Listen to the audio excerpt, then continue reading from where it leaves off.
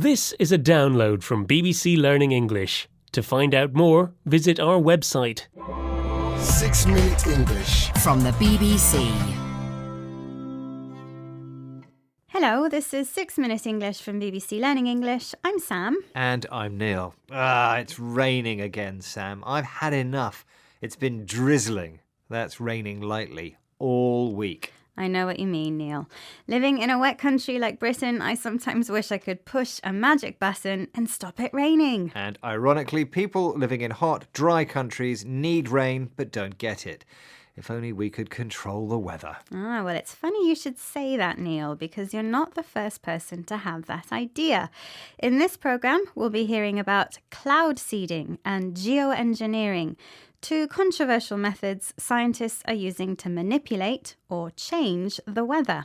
And as usual, we'll be learning some new vocabulary as well. Anything that stops it drizzling sounds good to me, Sam. I hate to disappoint you, Neil, but these ideas involve making more, not less rain.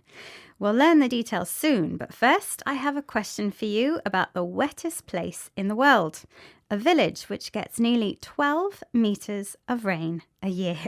But where is it? Is the wettest village on Earth found in A, Ireland, B, New Zealand, or C, India? Well, it rains a lot in Ireland, doesn't it? So I'll say that's where the wettest place on Earth is. OK, Neil, we'll find out if that's the correct answer later in the programme. The first type of weather manipulation we'll hear about is a way of getting snow and rain out of clouds, known as cloud seeding. Airplanes fly through the clouds and spray chemicals to make water particles freeze and stick together as snowflakes. These then fall as snow, which builds up during winter before melting in spring to help water crops. Listen as Charmaine Cozier, presenter of BBC World Service programme The Inquiry, speaks with Professor Katja Friedrich, an atmospheric scientist at the University of Colorado. The first cloud seeding experiments took place in the 1940s. In the years since, scientists are often accused of meddling with nature.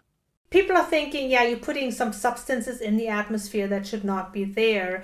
Usually I respond and say, every time you get into your car, every time you get on an airplane, you put substances in the air that don't belong. So you're also playing God. Because everyone needs water, cloud seeding is becoming more and more popular, with scientists from over 50 countries using the method to extract rain from clouds. But some critics accuse these scientists of meddling with nature, trying to change something which it's not their responsibility to change. In other words, they're accused of playing God, acting as if they have unlimited power and can do whatever they want. Unlike cloud seeding, the next type of weather modification has never been tested and is still just a theory. Solar geoengineering aims to reduce global warming by reflecting sunlight away from the Earth back into space.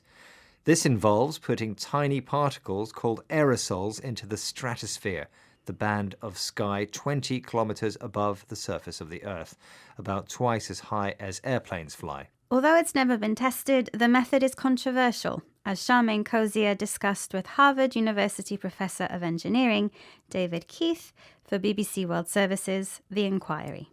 How controversial is this area? There's lots of controversy around solar geoengineering, and for good reason.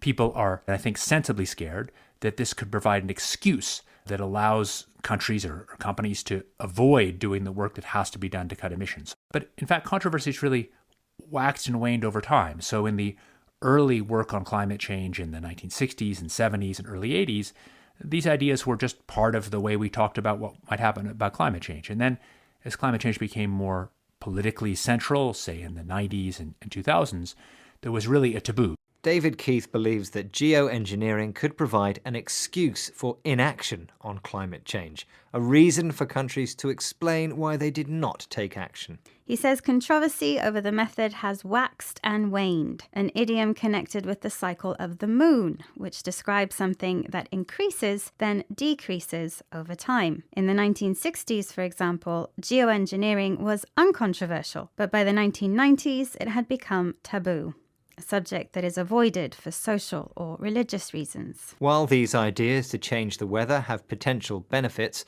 Other suggestions, for example, to position a giant floating mirror between the Earth and the Sun, are highly controversial. Although personally, I think the idea of a giant floating umbrella above Britain would be good. Well, just think. There are even rainier places to live, Neil, as I asked in my question earlier.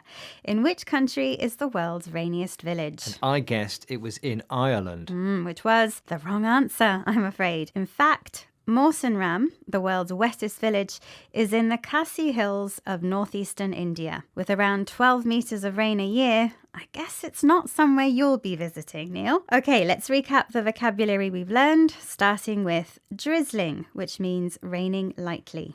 If you're meddling, you're trying to change something which is not your responsibility or without being asked to. Someone who is playing God is acting as if they control everything and can do whatever they want. An excuse is a reason you give to explain why you did something wrong. If something waxed and waned, it grew stronger, then weaker over time. And finally, a taboo is a subject that's avoided for social or religious reasons. Once again, our 6 minutes are up. Bye for now. Bye-bye. 6 Minute English. From BBC Learning English.